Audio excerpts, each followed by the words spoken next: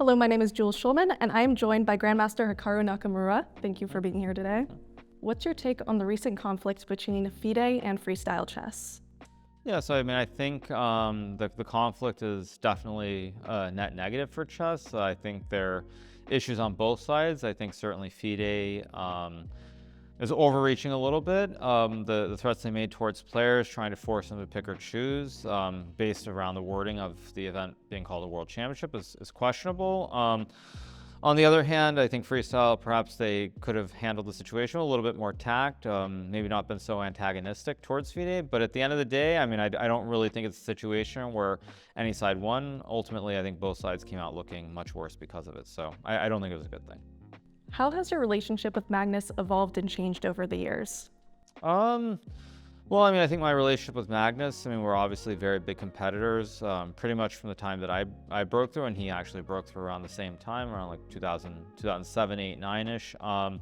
I think at the start I played quite well against him. I had him on the ropes in the first 3 or 4 games we played, but he was always able to escape and draw, and then after that the tide turned, and he beat me in a lot of games. So we're always fierce competitors. He usually ended up on the right side of the matches we played. But I would say sometime around the pandemic, the whole world of chess changed quite a bit. Tournaments went online. I think both of us kind of stepped back a little bit. He gave up the World Championship title. And so these days we're much more cordial. I guess we're still competitors, but definitely much more like frenemies than anything else now. What role do you think players should have in shaping the future of chess, and how do they assert more influence?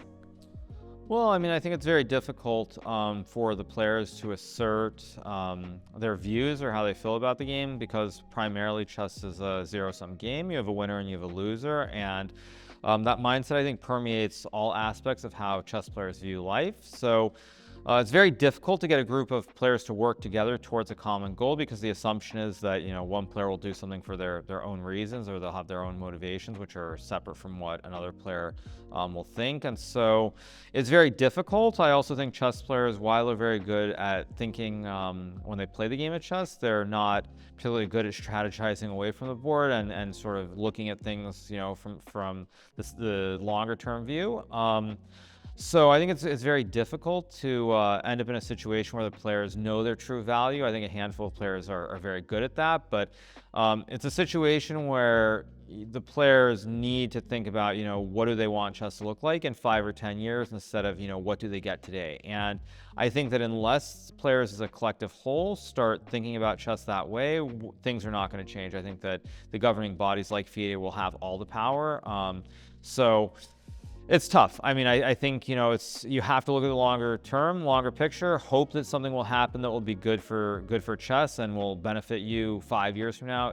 If players are unable to really think like that and hope that things will become better, or be willing to sort of make some sacrifice, then it's going to stay the same. And honestly, I think it's more likely than not things will stay the same, because I just don't think chess players are very good at thinking long term. And I think, to use another example, which would be myself, I remember in 2019 when I started streaming a lot, around, let's say, March, April of 2019, all the way through the end of the year, my classical chess went downhill, and everybody was laughing at me. They thought that I was wasting my time, doing content creation, making videos, live streaming, all that stuff. And ultimately, I'm the one who's laughing at them, and it's definitely not a joke anymore. And so I think that, what I did back then, it showed that even if I didn't know it was going to become something big, I was willing to take that risk. I was willing to sort of see if something different would pan out.